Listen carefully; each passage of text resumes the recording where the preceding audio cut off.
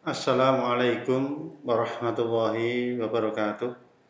Alhamdulillah kita bisa mengikuti kuliah online sebagai bahan atau referen nanti dalam pertemuan tatap muka untuk kita diskusikan, untuk kita kaji. Ini sebagai dasar supaya nanti ketika kita berdiskusi tidak keluar dari materi. Pada kesempatan kali ini akan saya sampaikan tentang pembentukan produk hukum di Indonesia. Bagaimana tentang pembentukan produk hukum di Indonesia? Berbicara masalah produk hukum, maka tidak dapat dilepaskan dari materi sebelumnya tentang sistem hukum. Paling tidak ada 3 sistem hukum besar yang nanti akan mempengaruhi di samping dengan sistem-sistem hukum yang lain dalam pembentukan produk hukum di Indonesia. Kita tahu bahwa dalam pembentukan hukum ada berbagai sistem yang kita ketahui. Ada tradisi kontinental, ada tradisi Anglo-Saxon, kemudian ada sistem hukum Islam. Tentu nanti ada sistem lain, sistem hukum adat dan seterusnya. Tradisi-tradisi sistem hukum inilah nanti yang akan berpengaruh di dalam pembentukan hukum, produk hukum di Indonesia. Kalau kita mengkaji lebih jauh dalam tradisi kontinental, dalam tradisi kontinental ini mengutamakan hukum tertulis sebagai produknya. Yang kedua, penyusunan produk hukum tadi itu dalam sebuah kitab undang-undang. Dalam sebuah kitab undang-undang. Yang ketiga, undang-undang yang dibuat itu harus memenuhi syarat, yaitu undang-undang harus bersifat umum, artinya berlaku regulatif, berlaku untuk semuanya, Yang kedua, diupayakan lengkap, sehingga jika diperlukan harus memenuhi syarat terkodifikasi. Ini dalam tradisi kontinental yang diikuti oleh Eropa, di mana Belanda merupakan salah satu yang menggunakan model ini, pernah menjajah di Indonesia. Yang keempat, pemerintah dan hakim bertugas menerapkan hukum. Nah, tradisinya hukum sipil. Ada mengatakan civil law system, Nah, ini kalau tradisi kontinental ini adalah yang punya banyak pengaruh nanti dalam pembentukan sistem hukum di Indonesia, terutama dalam membuat hukum itu dengan sistem tertulis. Yang kemarin saya sampaikan ini sebagai law in abstracto, dan rangka untuk memberikan jaminan kepastian hukum kepada masyarakat. Berikutnya, pengaruh dalam pembentukan hukum itu nanti sistem Anglo-Saxon, Amerika, di mana dalam sistem ini mempunyai ciri-ciri bahwa peraturan perundang-undangan bukan merupakan yang utama, melainkan sebagai jurisprudensi.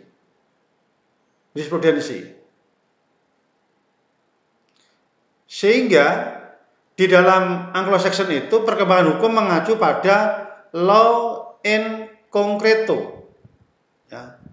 Sehingga nanti dari law in concreto itu akan melahirkan kaidah-kaidah atau asas-asas hukum yang nanti akan diberlakukan. Nah, dapat dikatakan bahwa dalam tradisi Anglo-Saxon, tradisi hukumnya adalah kasus, ya, kasus per kasus. Kasus yang satu tentu akan berbeda dengan kasus yang lain. Namun demikian ada kemiripan-kemiripan kasus yang nanti dijadikan sebagai dasar untuk memutus suatu perkara yang tadi saya katakan sebagai jurisprudensi.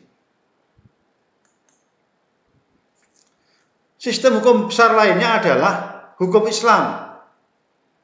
Tentu di sini akan mendudukkan Quran dan hadis sebagai sumber hukum utamanya.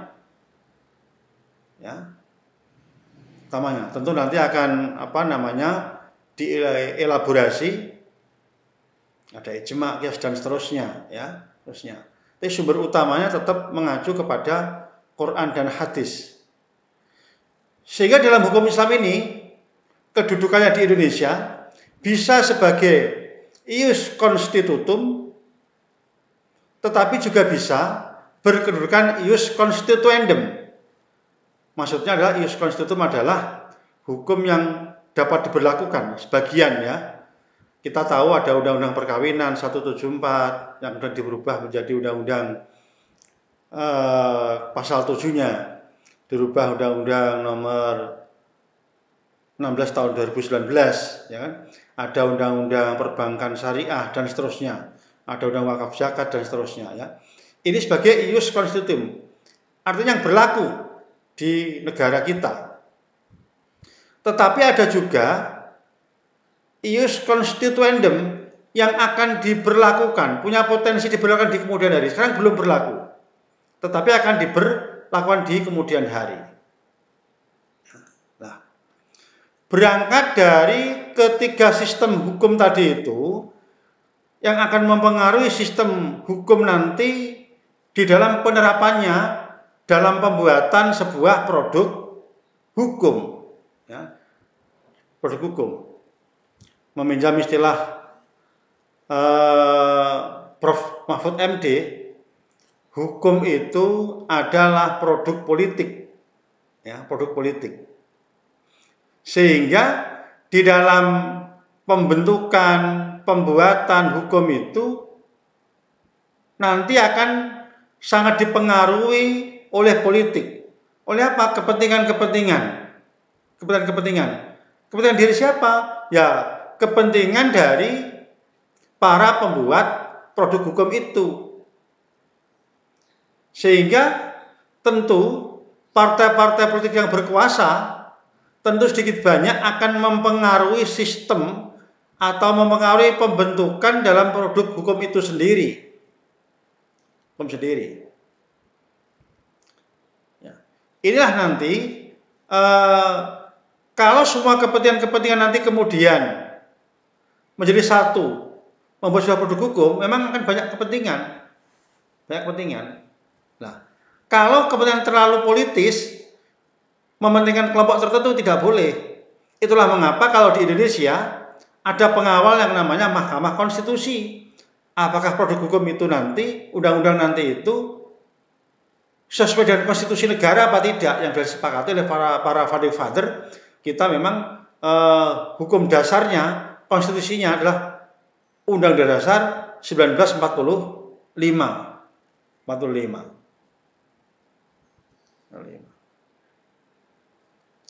Sistem ketatanegaraan juga begitu, akan sangat dipengaruhi oleh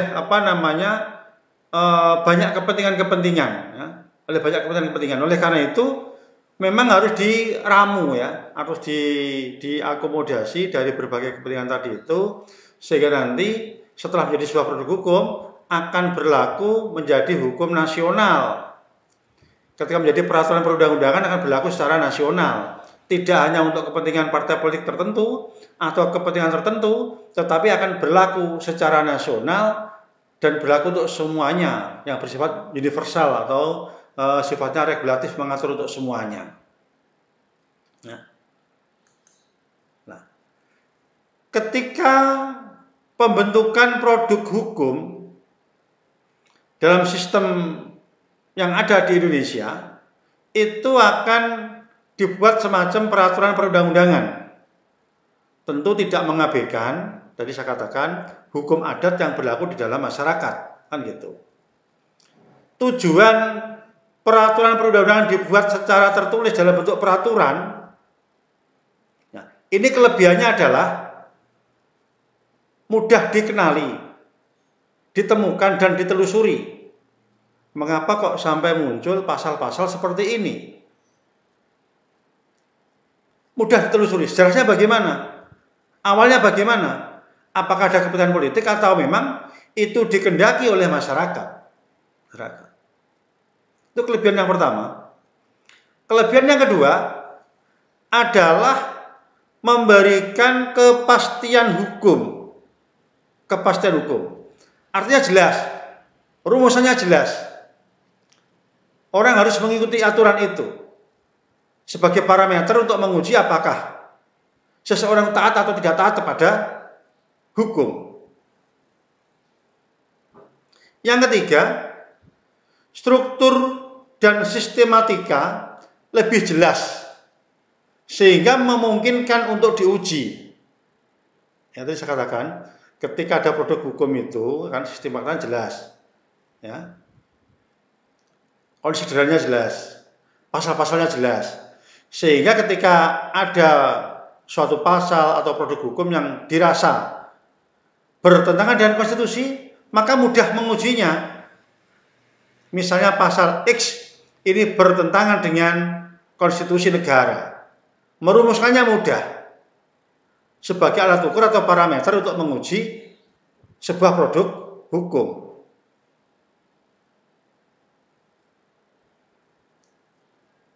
Yang berikutnya, keempat, pembentukan dan pengembangannya dapat direncanakan. Kalau di kita itu ada proses mulai dari penelitian, kemudian naskah akademik, masuk prolegnas, kemudian nanti masuk ke dewan dan pemerintah nanti menyepakati menjadi sebuah produk perundang-undangan. Artinya proses pengembangan ini akan mudah perencanaannya, ya, perencanaannya akan mudah, tahapannya jelas. Sehingga tingkat prediksibilitasnya, predictable-nya, perkiraannya semakin besar. Ya, prediktabilitasnya besar. Ya, memang tentu ketika dalam bentuk peraturan perundang-undangan ini tentu mempunyai kelemahan. Apa kelemahannya? Tidak fleksibel, terkesan kaku, ya kan? Kemudian tidak pernah lengkap dalam menampung setiap peristiwa. Ada peristiwa hukum baru, kadang-kadang hakim harus sampaikan, loh, ini pasal tidak ada, maka hakim harus menemukan hukum. Dan ada peristiwa hukum tertentu ternyata belum terangkum dalam pasal-pasal ini karena kaku. Kesannya nanti adalah tidak ada aturannya, sehingga tidak bisa menjerat, tidak bisa menjangkau terhadap peristiwa-peristiwa tertentu. Ini memang kelemahan, ya, kelemahan dari sistem kalau yang dibuat secara tertulis berupa peraturan perundang-undangan. Nah, sehingga di dalam sistem hukum di Indonesia, Anglo-Saxon tadi, yuris sebagai sumber hukum, hakim sebagai sumber hukum, maka akan melengkapi sistem kontinental. Tentu materinya tadi bisa jadi hukum adat, hukum Islam, dan seterusnya. Tetapi yang jelas dalam sistem ini, pembentukan hukum nanti ini, Anglo-Saxon itu akan melengkapi dalam sistem kontinental. Misalnya, membantu mekanisme pembentukan hukum melalui hakim. Ketika produk hukum yang dibuat ternyata tidak menjangkau, tidak bisa melengkapi, maka putusan hakim akan melengkapi sistem ini, ya. Sehingga hakim tidak hanya sebagai mulut undang-undang, mesin undang-undang, corong undang-undang, ya, Tetapi hakim itu juga berkedudukan bisa menemukan hukum dalam rangka apa? Melengkapi produk hukum yang tidak ada. Sehingga harapannya sistem hukum itu tidak hanya memberikan kepastian hukum, maka akan menciptakan keadilan bagi masyarakat. Akhirnya dapat dikatakan kepastian hukum itu nanti di dalamnya menciptakan keadilan. Harus begitu. Harus begitu. Karena harus dibarengi dengan keadilan. Kepastian hukum saja tidak cukup, tetapi kepastian hukum yang berkeadilan. Adil saja tidak cukup, tapi harus ada kepastian hukum, ya. Kepastian hukum. Nah, pertanyaannya sekarang, lalu bagaimana agar sebuah produk peraturan perundang-undangan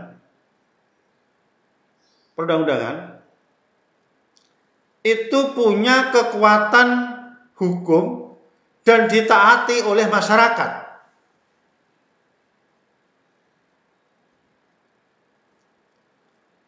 Yang pertama, kita lihat dari aspek filosofis, ya. Tentu dalam membuat produk hukum, saya sering mengingatkan, dalam mazhab sejarah von Savikny mengatakan, kalau ingin hukum itu ditaati oleh masyarakatnya, maka hukum itu harus sesuai dengan jiwa bangsa itu, Volksgeist dari bangsa itu. Nah, oleh karena itu, peraturan-peraturan perundang-undangan yang ada di Indonesia dalam pembentukan hukumnya, ketika menjadi sebuah produk hukum, maka secara filosofis harus berdasarkan pada Pancasila. Artinya produk hukumnya adalah produk hukum yang berketuhanan, produk hukum yang berkemanusiaan, berpersatuan, berkerakyatan, dan berkeadilan. Itu secara filosofis harus dijangkau dalam pembentukan sebuah produk hukum di Indonesia. Yang kedua, dari aspek sosiologis, maka hukum itu dalam pembentukannya harus responsif, ya, responsif. Nanti sama dibaca bukunya Norat Selnik, ya. Hukum responsif, artinya harus mampu merespon apa yang diinginkan masyarakat, apa yang dikehendaki oleh masyarakat. Jangan sampai hukum itu bertentangan dengan apa atau aspirasi masyarakat, bertentangan dengan nilai dalam masyarakat. Kalau hukum itu tidak responsif, maka potensial untuk ditolak. Dan yang ketiga, secara yuridis tentu dibuat oleh organ yang berwenang, ya, berwenang. Kalau di Indonesia itu adalah antara DPR dan pemerintah, presiden, ya, presiden. Ya, harus ada kesesuaian bentuk, jenis muatannya, prosedur pembuatannya, tidak boleh bertentangan dan seterusnya. Dari peraturan perundangan yang lebih tinggi, sehingga nanti landasan-landasan ini nanti akan punya kekuatan produk hukum yang telah dibentuk. Oleh karena itu, ya kan, dalam pembentukan hukum itu tidak boleh bertentangan dengan asas-asas ketika pembentukan peraturan perundang-undangan. Ketika pembentukan produk hukum tidak boleh, ya. Apa itu asas-asas hukum? Asas-asas dalam pembentukan peraturan perundang-undangan. Yang pertama, undang-undang tidak boleh berlaku surut, non retroaktif, ya. Ingat dulu ya pas belajar kita S1, nanti kita jadi bahan diskusi. Yang kedua, asasnya, undang-undang yang dibuat oleh penguasa yang lebih tinggi mempunyai kedudukan yang lebih tinggi.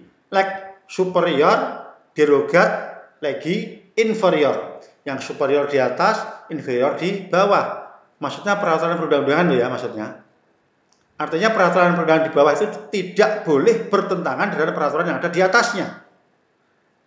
Nanti akan kita kaji produk-produk hukum apa yang bertentangan dengan aturan yang di atasnya. Asas berikutnya adalah asas lex specialis derogat legi generalis, bahwa aturan khusus akan mengesampingkan aturan yang bersifat umum. Ya, jadi kalau regulasi misalnya di dalam KUHP mengatur tentang undang-undang tindak pidana korupsi, kita punya undang-undang tindak pidana korupsi tersendiri, ya kan? G199 2001, maka yang diikuti adalah yang spesialis tentang tindak pidana korupsi itu sendiri, atau TPPU, ya, undang-undang pencucian uang misalnya berlaku khusus untuk itu, dan lain sebagainya. Ada banyak contoh ya. Kalau dalam hukum privat, KUHD, Kitab Undang Hukum Dagang, itu berlaku lex spesialis. Kitab Undang Hukum Perdata itu berlaku secara umum. Maka ketika ada yang sama, yang digunakan adalah yang lex spesialis, ya, lex spesialis. Asas berikutnya, undang-undang tidak boleh diganggu gugat. Maksudnya begini, kalau mau mengganggu gugat, menguji, ada mekanismenya. Misalnya, undang-undang ada yang tidak tepat pasalnya, maka uji di MK. Di bawah undang-undang PP misalnya, mau diuji di Mahkamah Agung itu misalnya. Ya. Dan berikutnya adalah undang-undang yang baru akan mengesampingkan yang lama. Lex posterior derogat legi priori. Jadi kalau ada peraturan perundang-undangan yang baru, maka yang lama tidak berlaku, kecuali dikatakan dalam undang-undang itu sendiri tidak menghapuskan, hanya beberapa pasal yang diganti. Misalnya saya contohkan tentang undang-undang perkawinan yang mengganti pasal 7-nya saja. Berarti yang ketika pasal 7 berkaitan dengan usia perkawinan, yang digunakan adalah dalam pasal 7, bukan dalam undang-undang 174. Tapi pasal 7 Undang-Undang nomor 16 tahun 2019. Ya, karena yang diganti cuma pasal 7-nya saja, yang lain masih berlaku. Nah, berangkat dari asas tadi, di dalam Undang-Undang nomor 12 tahun 2011, kemudian diganti dengan Undang-Undang nomor 15 tahun 2019, ada tentang pembentukan perundang-undangan, ada asasnya, ada dua asas. Ya. Yang pertama adalah asas yang berkaitan dengan pembentukan perundang-undangan. Yang kedua, asas berkaitan dengan materi dari undang-undang. Peraturan perundang-undangan maksudnya, ya. Undang-undang. Di asas berkaitan dengan proses pembentukannya. Asas yang kedua, asas tentang berkaitan dengan materi perundang-undangannya. Ini yang diatur dalam regulasi tentang pembentukan peraturan perundang-undangan, ya, Undang-Undang nomor 15 tahun 2019. Ya. Asas pembentukannya bagaimana asasnya? Asasnya adalah, ini saya singkat, nanti kita jadi kajian diskusi, ya. Ada kejelasan tujuan mengapa undang-undang itu dibentuk, tujuannya jelas. Yang kedua, kelembagaan pembentuk yang tepat. Ya, maksudnya ada lembaga atau pembentuknya tepat. PP oleh pemerintah, undang-undang oleh pemerintah dan DPR, misalnya begitu. Yang ketiga, asas pembentukannya ada kesesuaian jenis, hierarkis dan materi muatannya. Ya. Artinya kalau undang-undang itu bersifat regulatif, umum, nanti PP lebih teknis, nanti ada petunjuk teknis berikutnya dan seterusnya, ya. Di materi muatannya nanti sinkron dari mulai yang atas sampai dengan yang bawah. Nah, asas berikutnya, produk hukum, peraturan perundang-undangan itu harus dapat dilaksanakan. Ya. Artinya jangan sampai membentuk sebuah produk hukum atau undang-undang nanti itu tidak dapat dilaksanakan, tidak bisa diberlakukan. Nah, berlakukan. Yang berikutnya adalah ada kedayagunaan dan kehasilgunaan. Dan berikutnya ada kejelasan rumusan. Rumusan apa? Rumusan di dalam produk hukum itu sendiri. pasal-pasalnya jelas, ya kan? Tidak mudah ditafsirkan, yang nanti akan bisa menyulitkan, ya, menyulitkan dari para pembaca, orang-orang yang memahami sebuah produk hukum, ya, sehingga harus ada kejelasan. Dan yang berikutnya adalah keterbukaan. Jadi setiap produk hukum itu harus ada keterbukaan. Ini adalah asas-asas pembentukan, ya, mulai kejelasan tujuan sampai dengan keterbukaan. Dan berikutnya asas materinya sekarang. Maksudnya adalah asas materi peraturan perundang-undangan yang dibentuk. Ini mengacu tadi pada undang-undang pembentukan, ya, peraturan perundang-undangan. Nanti saya sampaikan, ya, Undang-Undang Nomor 15 Tahun 2019. Nanti ini akan bisa kita kaji sehingga nanti ke depan kita lebih mudah bagaimana memahami sebuah produk hukum. Ya. Materinya harus memenuhi asas mengayomi. Mengayomi siapa? Mengayomi seluruh masyarakat Indonesia. Dalam konstitusi jelas, ya kan? Melindungi segenap bangsa Indonesia dan seluruh tumpah darah Indonesia. Ya. Dalam hal yang keempat, tujuan negara. Ya. Yang kedua, asas kemanusiaan. Hukum itu untuk manusia, bukan manusia untuk hukum. Nanti akan kita kaji dalam hukum progresif, ya, progresif. Kemudian asas kebangsaan, asas musyawarah kekeluargaan, ya, asas kenusantaraan. Berikutnya, asas Bhinneka Tunggal Ika.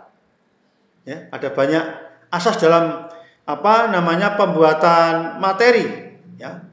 Kemudian harus ada asas keadilan. Jadi tidak sekedar memanusiakan manusia, tetapi juga harus dalam sebuah produk itu harus memberikan keadilan bagi masyarakat. Ada kemanfaatan bagi masyarakat. Jadi tidak sekedar kalau hukum tidak sekedar memberikan kepastian hukum, tapi harus memberikan keadilan bagi masyarakat. Ya.